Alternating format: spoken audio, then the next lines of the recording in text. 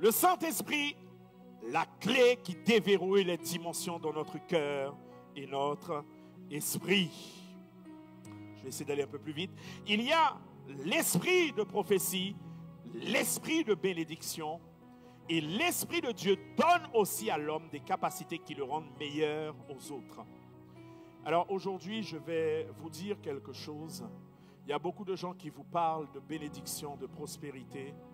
Ils ne vous parlent que du résultat. La bénédiction est un résultat. La prospérité est un résultat. Mais il y a quelque chose en amont. Il y a quelque chose qui est avant. D'accord?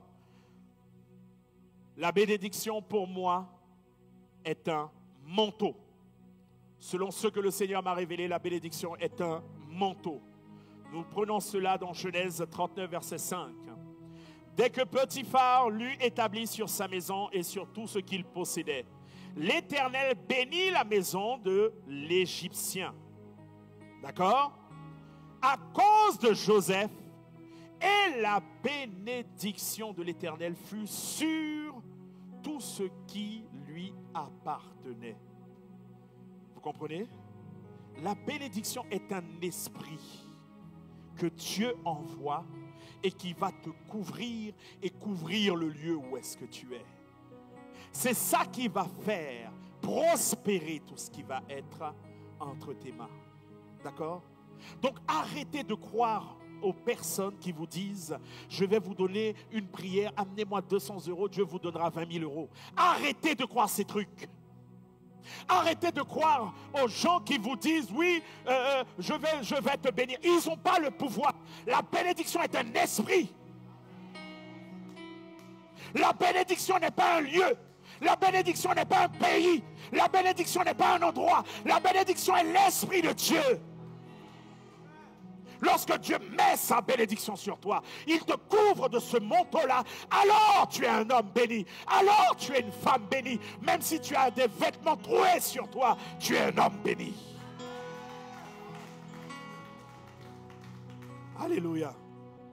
L'esprit de prospérité. D'accord?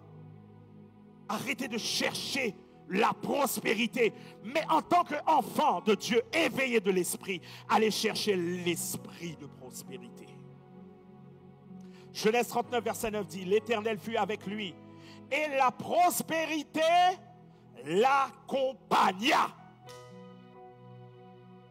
Qu'est-ce qu'il faut dire de plus? On te dit que l'esprit, la prospérité l'accompagna. Ça veut dire que James marche. Et il y a quelque chose que Dieu appelle la prospérité qui m'accompagne. Alléluia. Donc arrête de croire aux gens qui te vendent des rêves. Si Dieu n'envoie pas l'esprit de prospérité, tu ne pourras pas prospérer. Même si le plus gros bishop des bishops te dit que tu es prospère. Amen. Le seul qui rend prospère, c'est Dieu par l'esprit de prospérité. Ah, il y a des dogmes qui sont bousculés là aujourd'hui. Hein?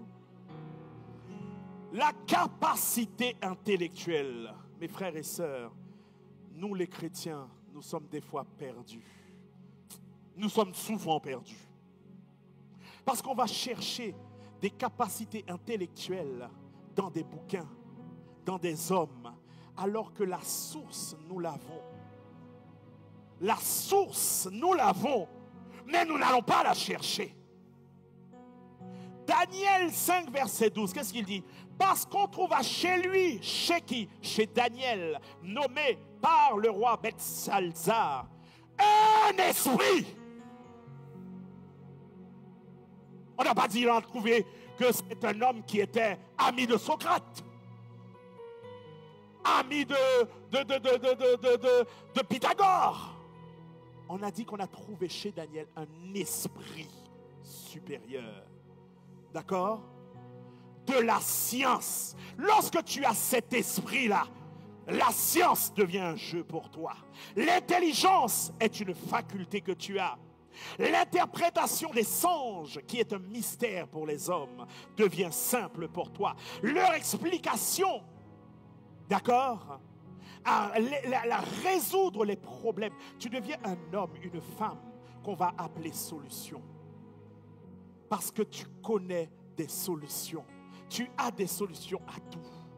Pas parce que tu es intelligent, mais parce que tu as l'esprit de l'intelligence. Alors arrêtez d'aller chercher dans les bouquins. Nous avons besoin d'apprendre à lire et à écrire. Nous avons besoin d'avoir des diplômes parce que ce monde fonctionne comme ça. Mais en tant que chrétien, ça c'est pas notre niveau. Shiftons dans l'esprit. Parce que c'est là-bas que se trouve la révélation. C'est lorsque tu as l'esprit de Dieu que toutes les autres nations, qu'est-ce qu'il dit? La supériorité. L'Esprit de Dieu te donne la supériorité sur les nations. Ça veut dire qu'il peut avoir n'importe quelle origine ici. À cause de l'Esprit de Dieu qui est en moi, ça me rend supérieur. Ce n'est pas de l'orgueil. C'est tout simplement Daniel 6, verset 3 qui dit: Daniel surpassait les chefs et les satrapes parce qu'il y avait en lui un esprit supérieur. Est-ce que tu commences à comprendre la dimension de l'éveil de l'esprit? Secoue quelqu'un, demande-lui: est-ce que ton esprit est réveillé?